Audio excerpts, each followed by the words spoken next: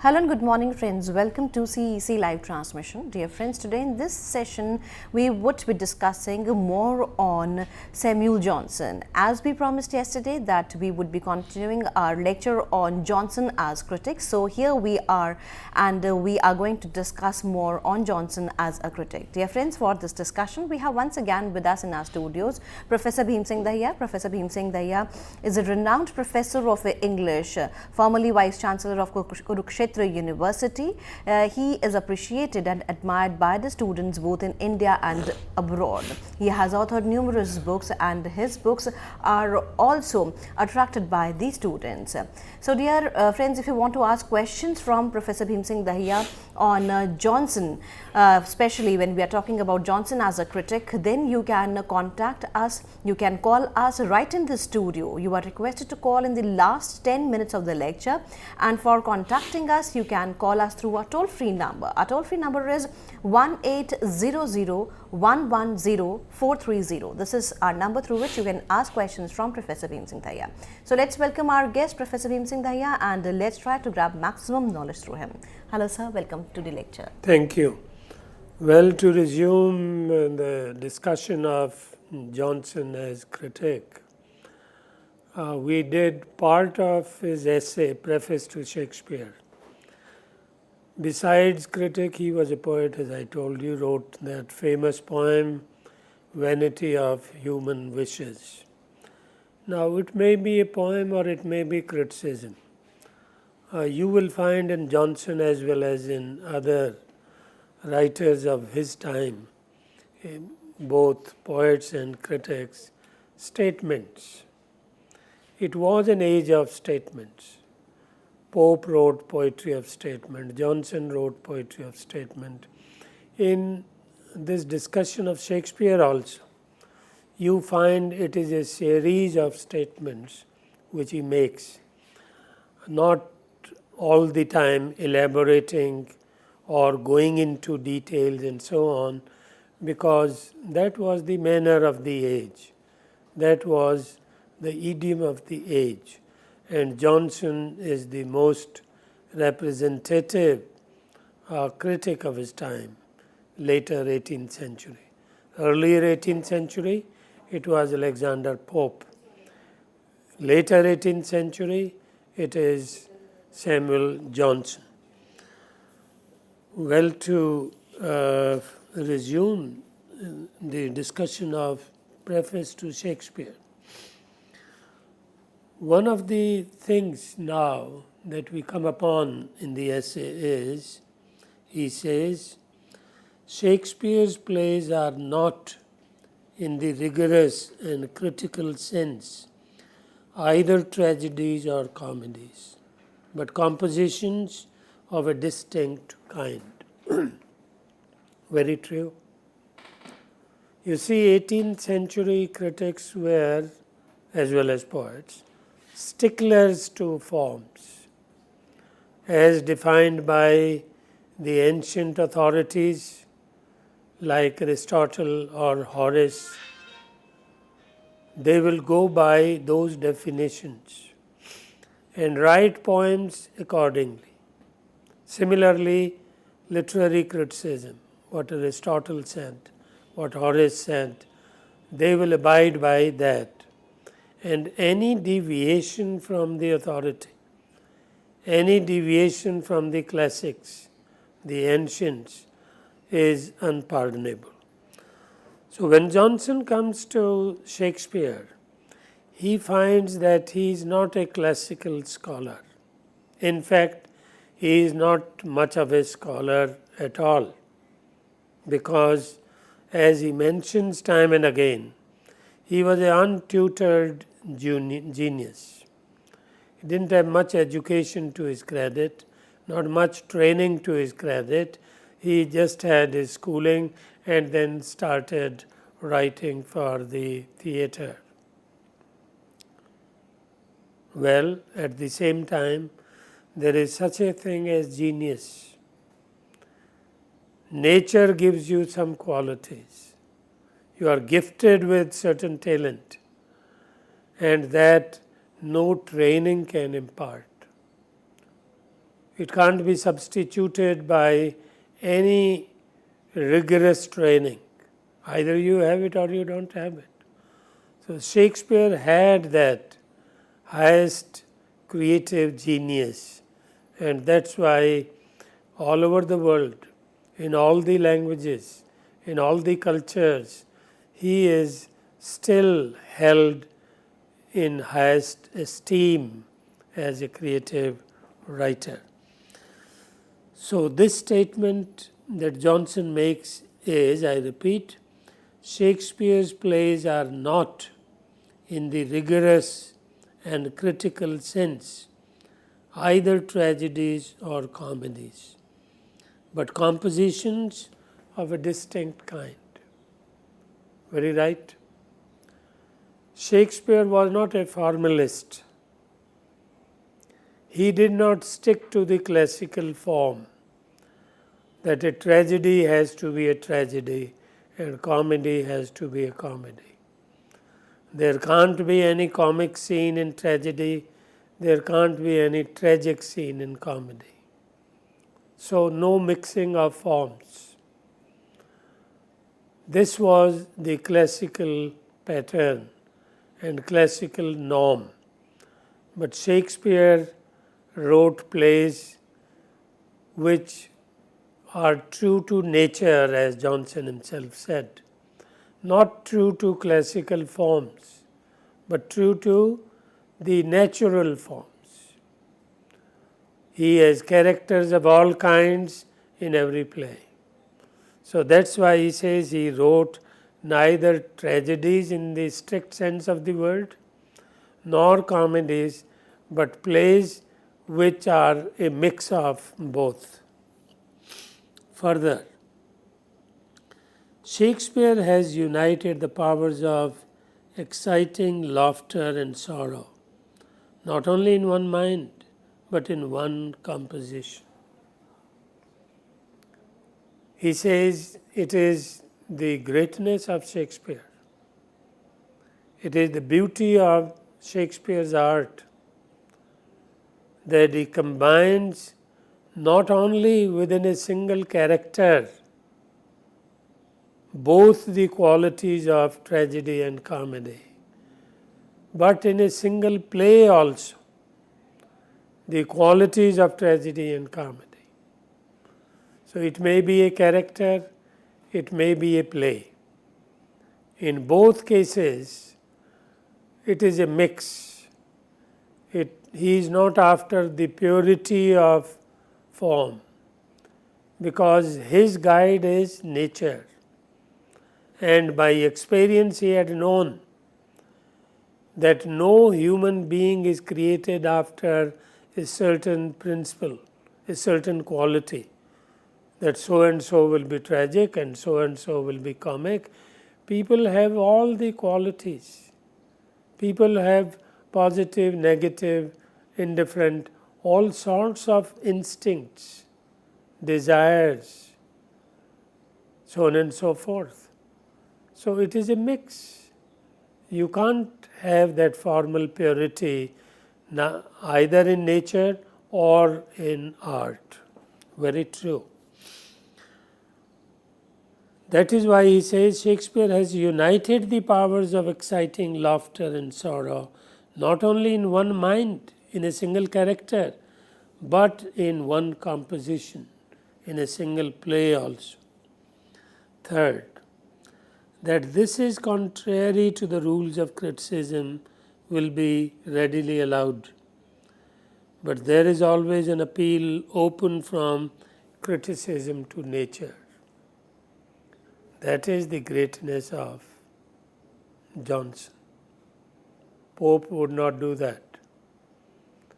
Even Dryden, who was otherwise an admirer of Shakespeare, wouldn't do that.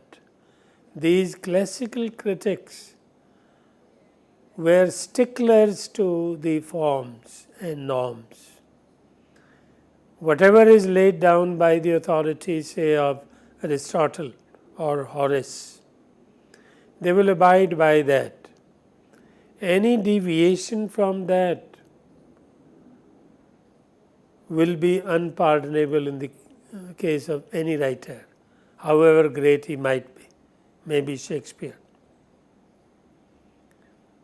So they were sticklers to rules and norms and forms. But Johnson, mind it, he comes in the later part of the 18th century, when the classical age is in its last phase, and thereafter, 1798, even before 1789, William Blake, 1798, Wordsworth and Coleridge. These romantics came who discarded lock, stock and barrel, the classical norms and forms, and swore by nature, whatever naturally comes,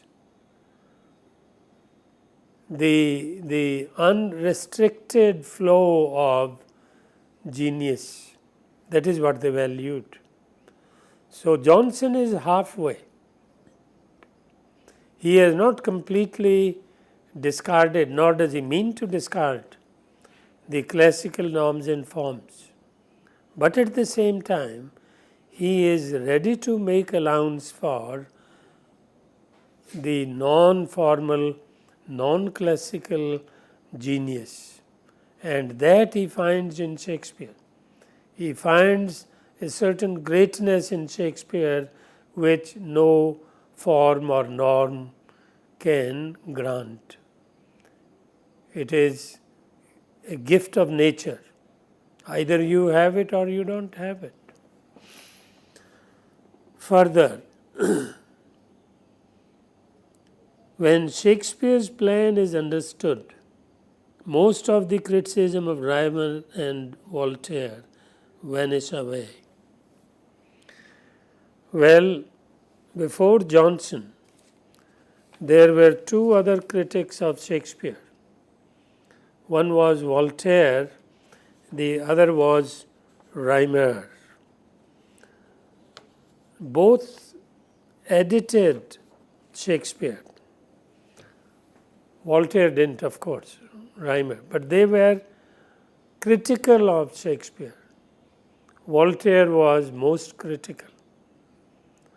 He dismissed Shakespeare in many places, found faults, because he was a stickler to the classical rules.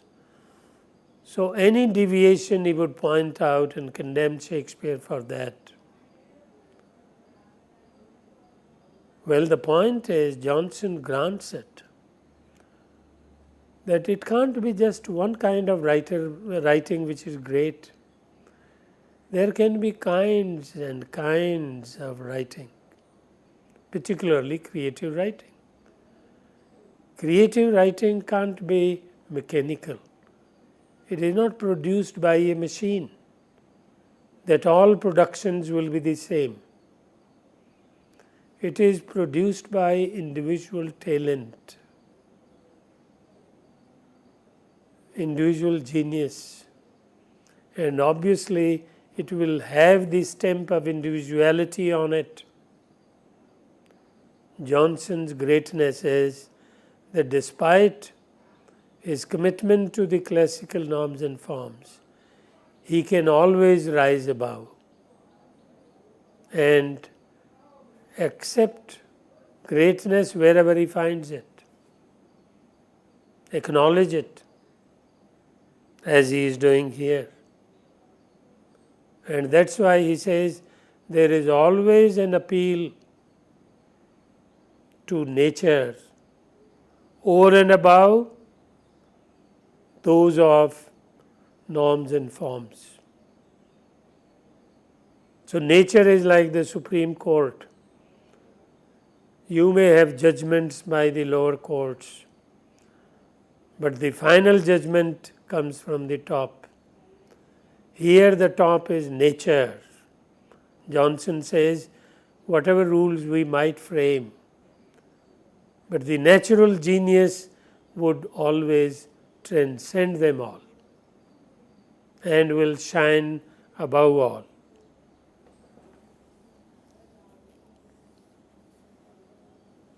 That is why he says, when Shakespeare's plan is understood, most of the criticism made by Reimer and Voltaire would vanish away. It has no place, it has no relevance, it's not convincing to those who can see the beauties of Shakespeare, who can see the greatness of his art. Further, he says, in tragedy, now he comes to his faults, whatever they were.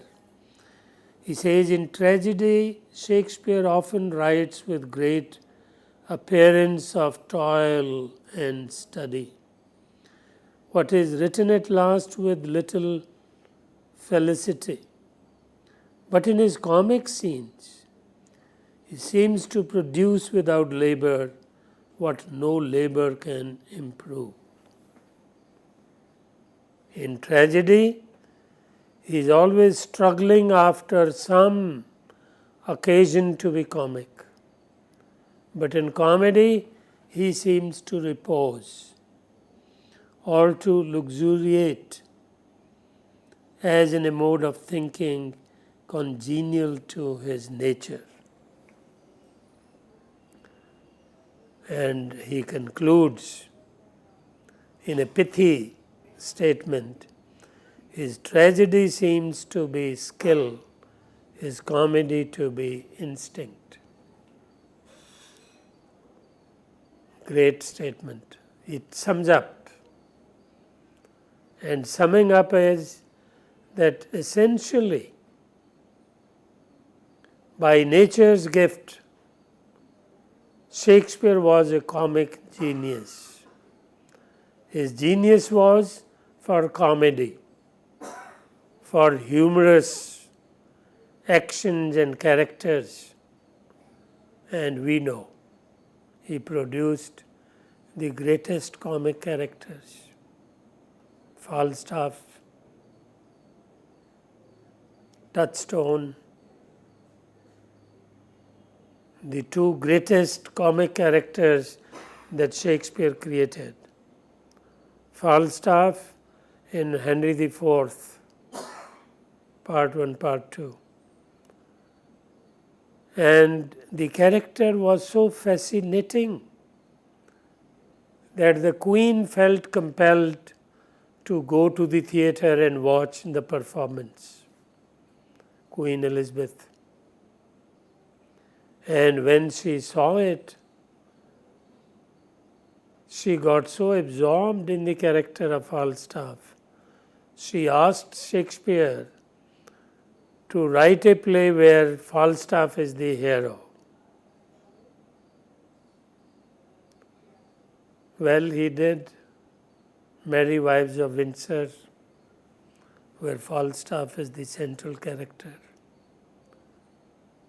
But it doesn't compare with Henry IV, Part 1, Part 2. Why it doesn't compare? Because writing cannot be created to order. It is not something mechanical. It is not produced by a machine that you order and you get the result. Natural genius is not under the dictation of any rule or regulation or any order or request. It comes and it comes of its own. When it comes, how it comes, no one can predict. No one can monitor. No one can ordain. So that is what Johnson is saying. That Shakespeare's genius, broadly you can say, was essentially comic because in his comedies he is superb. In his tragedies, he doesn't compare as well. Well, that is Johnson's view. And Johnson is summing up the view of his age, 18th century.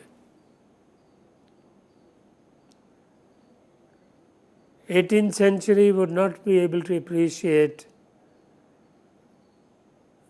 the licentious humor in Shakespeare, because there everything is made to order, is created according to rules. Shakespeare didn't have any such guidebook before him. He naturally wrote and naturally created characters and scenes, both comic and tragic. So that is the limitation not of Shakespeare but of Johnson himself. Johnson is not able to give Shakespeare his due, and he finds him a comic genius. We today, or critics thereafter, they have considered Shakespeare the greatest writer of tragedies. Shakespeare is best known by his 4 great tragedies: King Lear, Hamlet, Othello, Macbeth. These are universally acknowledged as the 4 great or the greatest tragedies ever written. Not by Shakespeare alone, but by anyone. All the tragedy writers put together, none could produce as great a tragedy as these 4 are. But 18th century being an age of satire, which is an element best accommodated in comedy, humor. Satire is an instrument of humor. You laugh at somebody,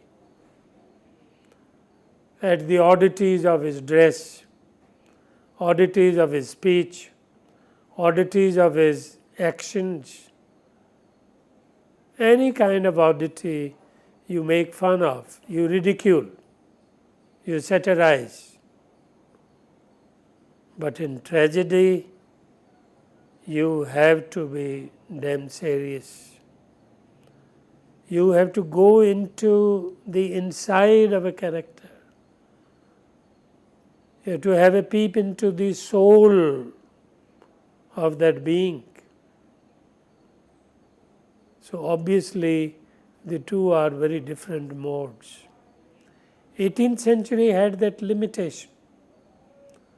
From Dryden to Pope to Johnson, it's a line of wit, as it is called, and progress of satire.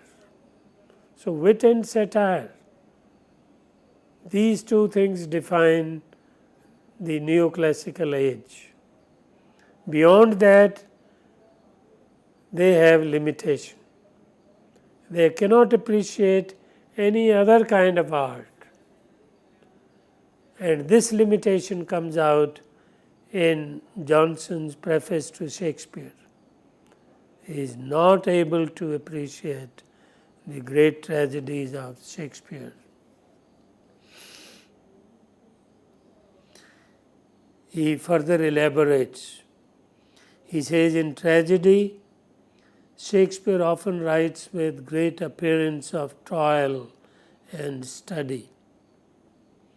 What is written at last with little felicity.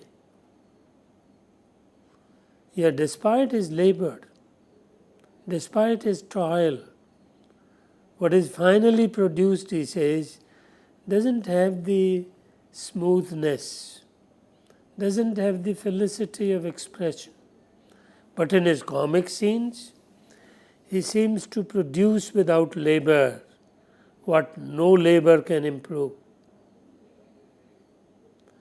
In tragedy, he is always struggling after some occasion to be comic.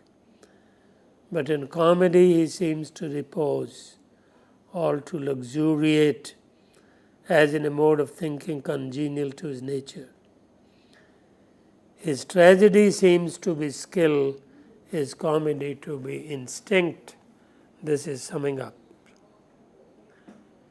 I think Johnson is being unfair to Shakespeare. And he is only betraying his own limitation and the limitation of his age. That this age of satire and humor is not able to appreciate the deep tones of tragedy, the internal strife, the spiritual battles that are fought by the heroes of tragedies. They are not able to appreciate.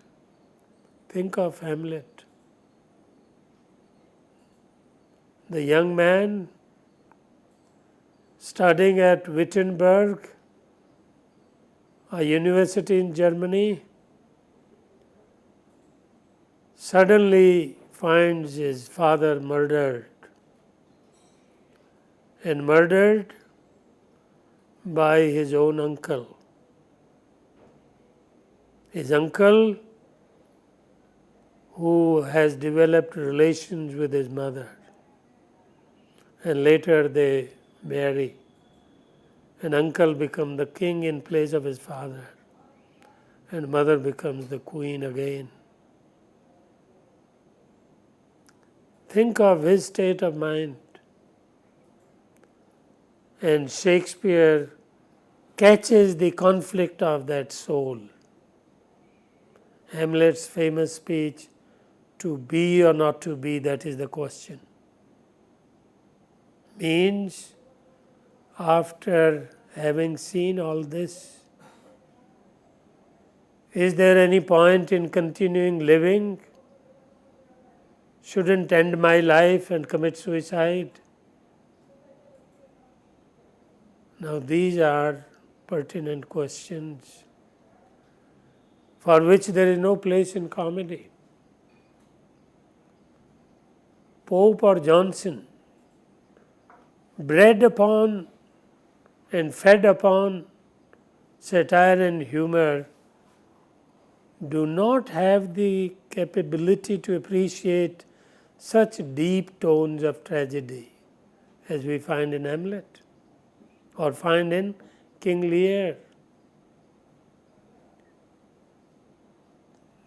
Okay, we'll resume it after a short break.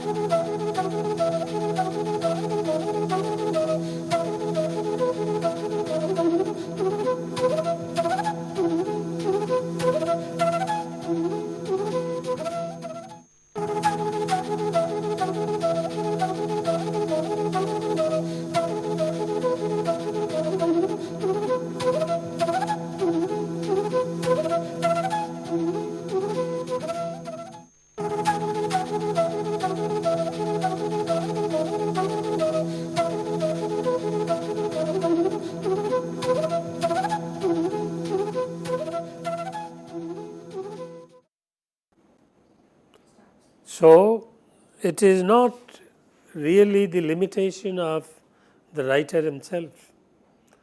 It is the limitation of the critic and of his age. They are unable to appreciate tragedy. That's why no tragedy worth the name was written during 18th century. In fact, nothing after the Elizabethan age. Shakespeare, before him, Marlowe, Ben Jonson, they were the playwrights, dramatists who produced great tragedies. But there is hardly any thereafter during the entire period of Neoclassical age. If at all they produced anything, a very mechanical sort of thing, which doesn't appeal to people. What is literature after all?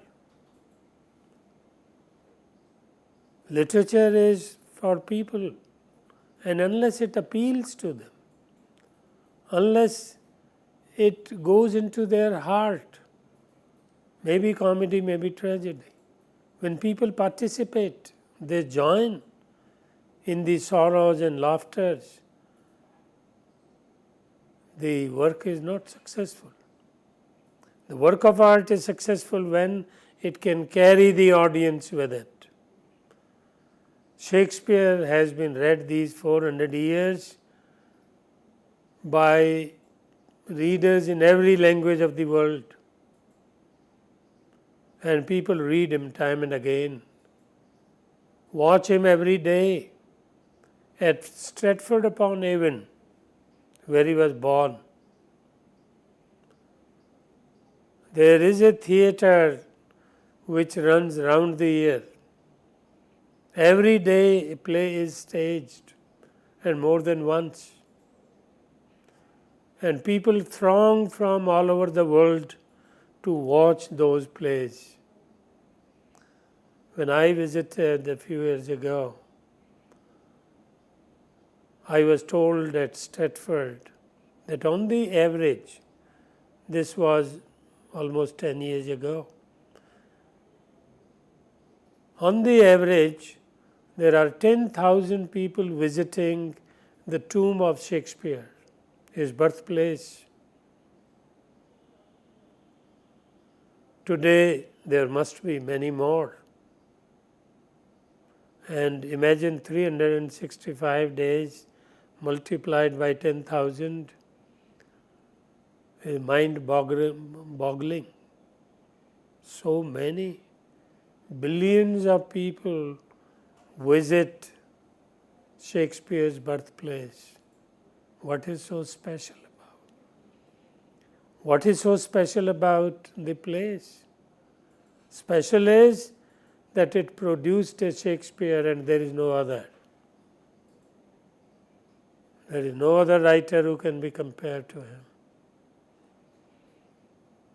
So that is the greatness. And interestingly and flatteringly, I felt flattered. The only other statue in Stratford besides Shakespeare's is Rabindranath Tagore's. The only other statue, which means they give recognition to Rabindranath Tagore. Consider him, if not as great as Shakespeare, next to him. That's why they put his statue there. Anyway, going further. Now Johnson, after praising Shakespeare, cannot help finding fault also. But that was the spirit of the age. The spirit was critical. It was age of criticism. It may be poetry, it may be prose, it may be a play, it may be fiction, novel, short story, whatever. Any kind of writing, fault finding would not be missing. It has to be there, because that was the spirit of the age. Let us see now the defects that Johnson finds in Shakespeare. First is his first defect. Imagine the language he uses, calls it defect, is that he sacrifices virtue to convenience and is so much more careful to please than to instruct that he seems to write without any moral purpose. Well, that was the credo of the neoclassical age. The critical credo was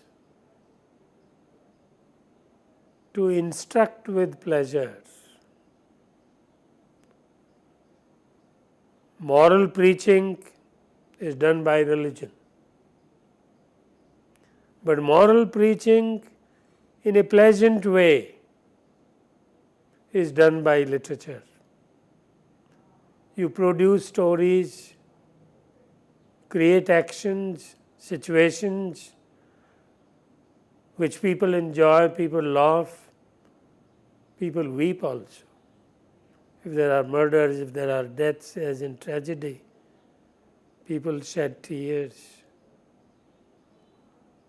So both comedies and tragedies, they ask for participation. But then Johnson cannot help finding fault. So the very first fault, he called it defect. His first defect is that he sacrifices virtue to convenience. Well, great literature is not moral preaching. It is not written to instruct people to do this and not to do that. Do's and don'ts come from authorities, from religious or spiritual or whatever authority. It is not the task of literature to issue do's and don'ts. It is for the pleasure. Pleasant reading, reading for pleasure, for enjoyment. But through that enjoyment, there is some instruction. But instruction given in a pleasant way. It is not imposed from above. It is not as a mandate, you do it or don't do that.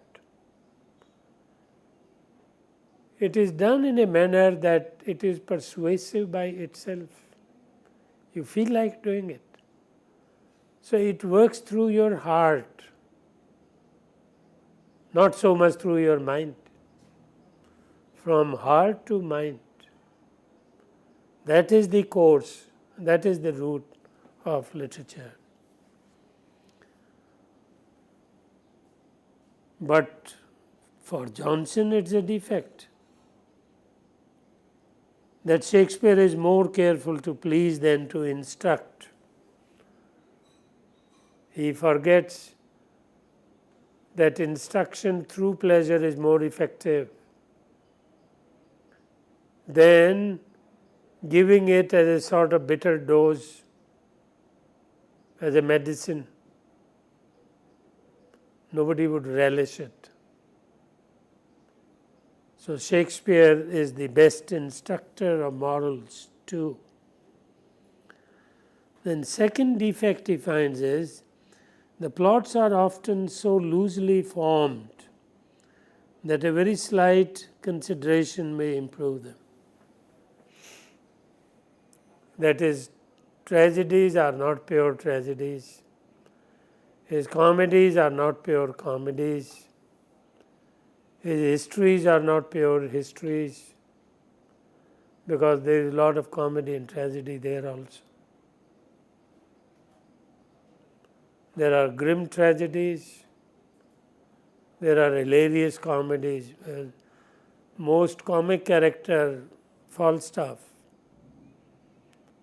comes in history play, Henry IV, part 1, part 2 both.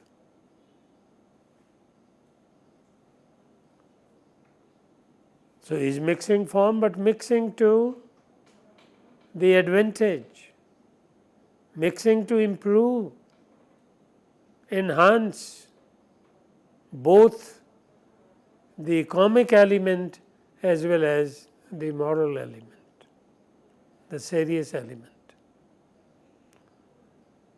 So it is not mindlessly.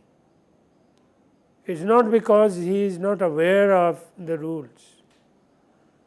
Johnson, of course, pardons Shakespeare for his defects. His plea is that the age of Shakespeare was crude. He is flattering himself that his age was most refined. Well, superficial refinement of dress or refinement even of writing is not real greatness. There are such characters in Shakespeare. In Hamlet, for example, there is Polonius, who is a courtier, dresses tip-top, speaks the court language, but he is a buffoon. He is ridiculed by Shakespeare. Because life is not a joke. Life is not a matter of dressing.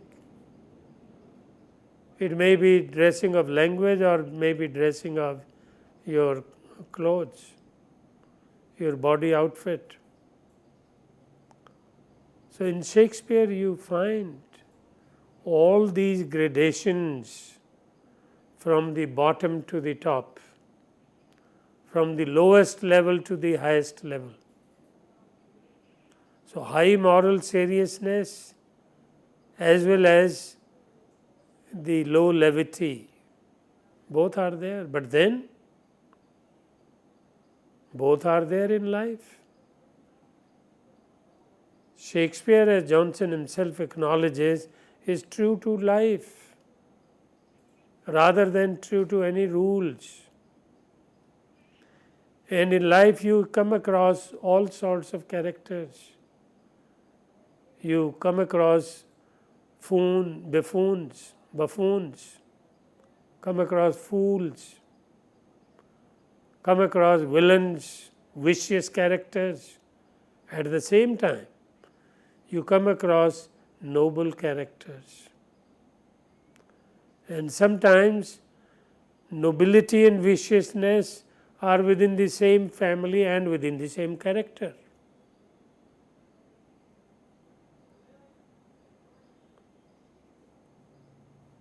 King Lear, the greatest tragedy of Shakespeare. The king has 3 daughters. 2 daughters are vicious. They take away all his kingdom and makes him a beggar, throw him out of the house. 3rd daughter comes to his rescue. She has the nobility. She serves his father and nourishes him like a baby. So within the same family, you have this. And within the same character also. Even the most evil characters in certain moments, they show pity and sympathy. Even Iago, who is a villain otherwise, in Othello, there is a moment in his life where he feels pity for his victim. So Shakespeare is true to nature. He shows that nobody is a pure villain, nobody is a pure hero. Virtuosity and villainousness, both are mixed. So human character is a mix of both. Only the proportions vary from person to person. Some have greater good in them, some have greater negative qualities in them, but nobody is free from both unless one becomes a Buddha or a Gandhi. But even they rose from that position of ordinary human to the extraordinary through effort. Not that from birth they didn't have those negative qualities, they had. But through effort one can rise to the top, to the excellence. So Johnson acknowledges that, but at the same time, speaking of Shakespeare's defects, actually he betrays his own and betrays the defects of his own credo, which is neoclassical, is the credo of his age. So he is betraying the weakness of his own position and of his own credo rather than of Shakespeare. Further, the plots are often so loosely formed that a very slight consideration may improve them. Well, he wants Shakespeare to produce plays which are neatly tightened, woven. Well, that can be done, but it will be a mechanical production. That is what neoclassical writers did. Nobody watches those plays. Nobody enjoys those plays. Only 1 in 100 maybe is worth the penny, but most are not. Whereas Shakespeare wouldn't write to follow any formula, to follow any principle laid down by the critics. He is enjoyed by various populations of the world through the ages, through different spaces. Space and time is irrelevant in his case. We all equally respond to whatever he has produced.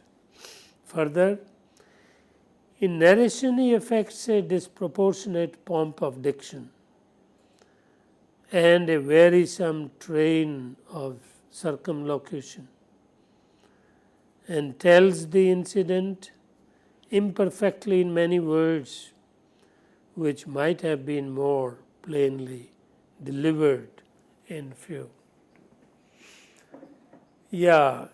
Neoclassical concept of economy. To use the minimum number of words and to produce the maximum effect.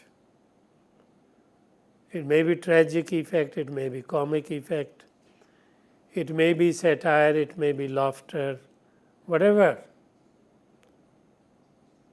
The virtue is the economy of words, that you are using the minimum number of words. Well, it is not a virtue everywhere and with all sorts of writers and characters. You can't have a comic character speak the minimum number of words. There will be no humor. Think of Falstaff. Think of Touchstone. You have to use superfluous words. You have to use extra words. And the very act of using extra and superfluous words is an act of humor, creating humor. But then it is beyond the comprehension of neoclassical critics like Johnson, because he would go by the rule, and the rule is economy,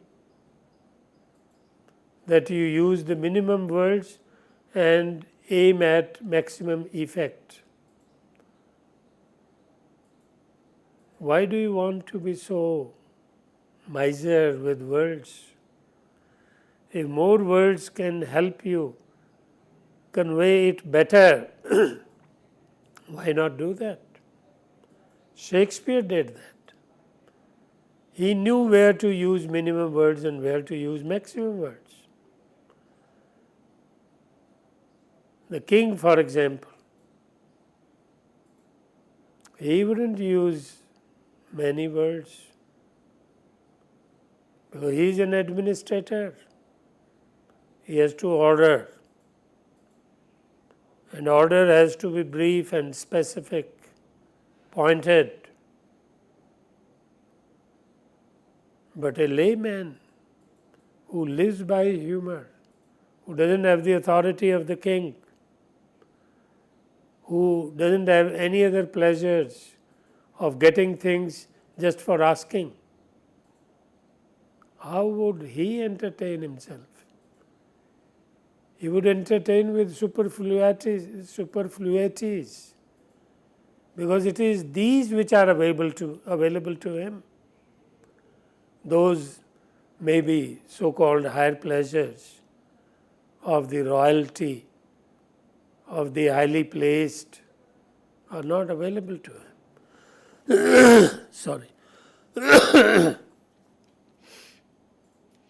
And this is one of the objections of